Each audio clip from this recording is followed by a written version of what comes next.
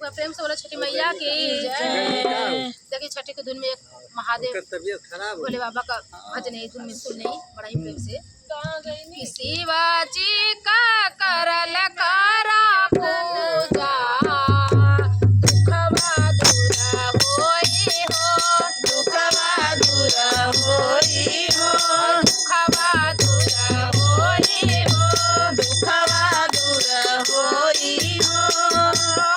शिवाजी के बड़ा ना कोई दूजा दुखवा दूर होई हो, दुखवा दूर होई हो, दुखवा दूर होई हो, दुखवा दूर होई हो।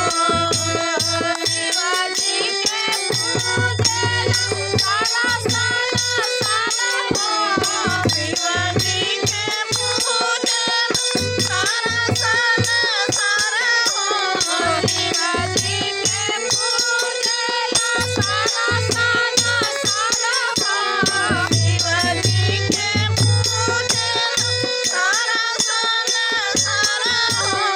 दिन के काल में मोटा सपन के हार हो, दिन के काल में मन सखावा के हार हो, दिन के काल में मोटा सपन के हार हो, दिन के काल में मन सखावा के हार हो।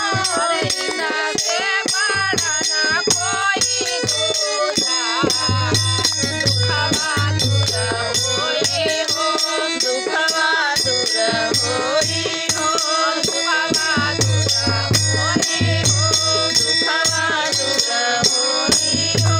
शिवाजी का करल कारा पूजा दुखवा दूर होई हो, दुखवा दूर होई हो। शिव के चरनिया में ध्यान लगावा, शिव के चरनिया में ध्यान लगावा, शिव के चरनिया में ध्यान लगावा, शिव के चरनिया में ध्यान लगावा। भगवान से पहिले हो गुरु बनावा, भगवान से पहिले हो गुरु बनावा, भगवान से पहिले हो गुरु बनावा, भगवान से पहिले हो गुरु बनावा।